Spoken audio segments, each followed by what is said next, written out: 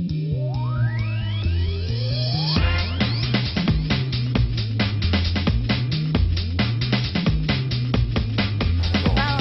Sparks, thanks for joining us here today.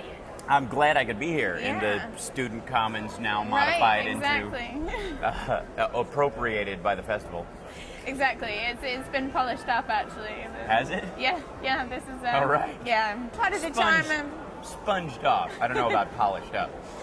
Part of the charm of the festival. Everything's chaotic and a bit crazy. Right. Like And, the people. Yeah, but tell us a bit about your show. Interestingly enough, it's funny getting used to the language here because people will ask you, like, how long have you been doing your show? What's your show like? And I'm a stand-up. I've been doing stand-up since I was 15 years old. I've been doing stand-up for 26 years now. And I always do my show. Here you name it, you try to brand it, it becomes part of the festival. But the truth is, this is sort of my latest round as a stand-up of material. So it's not like a one-man show. It's, but it's not topical. I don't do topical material because I feel like that's making fast food or toilet paper. It's gone tomorrow, and that's so sad when you really care about your jokes. Yeah.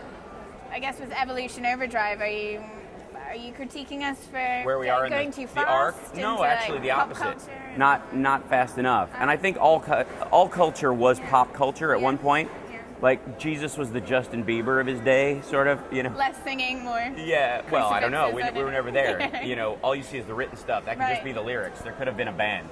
The Bible on album could have been different. Absolutely. It's pretty entertaining as, when read by James Earl Jones on 36 CDs. But in all honesty, whatever it hits as whatever people are focusing on at the time becomes your culture. Right. And it's sometimes short-lived and sometimes it lasts and sometimes it becomes kingdoms and sometimes it becomes the plague.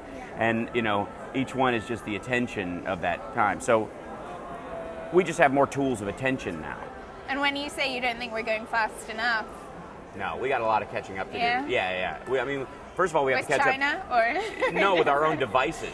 You know what I mean? At some point, if we're not careful, an iPhone is going to sprout legs on its own and take over. And they said within a decade, and I talk about this a bit in my show, in a decade we're going to have a lifespan of 250 years. Wow. Potential. Yeah, I know. It's a bit worrying. I'm not sure I want Pretty girls always find that a bit worrying. They always go, oh, but I don't want to look 60 for 200 years. You won't. You'll probably be bathing in stem cells. But the truth is, once that happens, then we truly learn what human maturity is about, because we don't know right now. Right now we die way too early. Yeah. We make a lot of stupid decisions that make us sick, and then we die of them in short order, 7 years. But don't we just keep on making those mistakes, or are we going to get wise? I don't think so. I don't make the same mistakes I made when I was 10. Yeah. Since you're 15, obviously you must have different tack and how you go about. Well, I'm only 42, but at this, I think I'm ahead of the mark. I feel ahead of the mark. But I work to be there, and at some point it won't be work for most people. Yeah. Really, it's just me going, jokingly, in the show, it's the jokes of the future today, kind of, because there will be a point where this stuff affects us on a pop culture level. It's just off in the distance right now. And I think that's a better place to start writing. Yeah. Because then otherwise, everything you're saying is relevant and new. Fresh, and I'm not just kind of, kvetching about the royal wedding or... You don't want it to just be a fad. As a stand-up, in the States anyways, the machinery of it is do a special and an album, release it, a year later do the same thing. You don't want that last album to be completely useless or irrelevant 6 months later. And I see that happen with a lot of great comics. When you listen to it, you're like, I get it, but I don't care anymore because you've lost it. Yeah. So I set myself on a path to write about stuff I'd never heard anybody write about.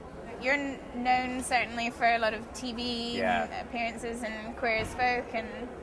Yeah, I'm known as a dramatic actor and a lot of, mainly because of the American version of Queer as Folk and some of the theater I've done in the States. Right. Equus and those kind of things. But I started with stand-up and I kept at it, and it will be my lifelong career point. So is this like your first love? You're going back to your roots kind of thing? No, I've never left them. I've toured straight through. I've never you've stopped. Always carried on. Must be quite a different feeling on the TV sets.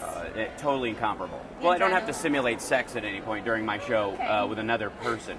And anybody who's ever wondering if you ever want to do a sex scene in a movie, it's like simulating sex with a cousin on the Thanksgiving dinner table in front of your relatives. A little bit awkward then. Yeah, there's nothing sensual about the experience at all. Okay, nice having a bit of anonymity. Over here, I love it because it's a clean slate. Right. Either you know me and you just kind of accept that I do a lot of things, or you don't know me at all and you're just seeing me for the first time. And it's nice to debut when you're well healed, as it were. Nice. But it is kind of nice. It is fun to walk around. Although the guy at the falafel place knows me, which was really shocking.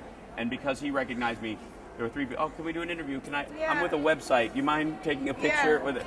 Fun. Just because the guy behind the falafel counter knew who I was. Well, that's what everyone's waiting for. Yeah, when they recognize you, then you've made it. Absolutely. Well, ubiquity is my goal. Yeah. Everywhere, all at once. Is Absolutely. that the aim? No. I've got a longer term goal than that. I think it's got to be 3 to 5 years. But I do a Ustream show, and that arguably has more reach, and I see more fan come back from that than I do from any of the TV I've done in the States or even over here. I'm on Tout, which is ridiculous. It's a little video clips, 15-second video clips. Yeah. I had to jump on there right away, grab Hal Sparks before somebody grabs it, pretends to be you. You learn that lesson early. And so I grabbed Hal Sparks on Twitter, and it's been a great tool and it's a great joke graveyard, quite frankly. All my topical stuff goes on my Twitter feed. Okay. Because it can live and die there, and that's that. Yeah. What brought you across to Edinburgh? Respect. Yeah. For the festival, honestly. I read that your full name is Hal Harry McGee Sparks the third, right? So I'm is half the McGee? Scottish. Yeah, McGee originally. It was. I'm half Scottish and half Native American. So, was it partly? Had you been across a few times before? No, my dad comes quite a bit. My dad comes over here to shoot. He shoots traditional flintlock and powder, guns. Wow. And he's a gold medalist. He wins. There's a Scotsman. There's a guy who lives here. He and my dad jockey for the gold medal every year. And they go to Australia, and they go to Canada, and they go to the States, and they go to Scotland, and there's another one in Germany, I think, and they all go and shoot. So is he here now? No, he was here like 6 months ago and won. He took home the gold from here last time. So he comes. He's been here more than I. And it's nice. Eventually, he and I'll come back just together, as And I just had a son. He's 8 weeks old, and so probably when he's old enough, we'll do a granddad's land kind of a thing. Nice. Teach him to shoot. Yeah. Maybe give him a few more years. Well, it's America. We hand out handguns. Yeah, you're right. Yeah, in school actually. You're not passage. Yeah, exactly. We have metal detectors that make sure you have a gun when you go into a school. Yeah, absolutely. Like it goes off if you're not carrying enough metal. Not enough protection. Oh, here. Wait 1 second. Grab that one. There you go. I want it always chambered, finger on the trigger. Enjoy history class.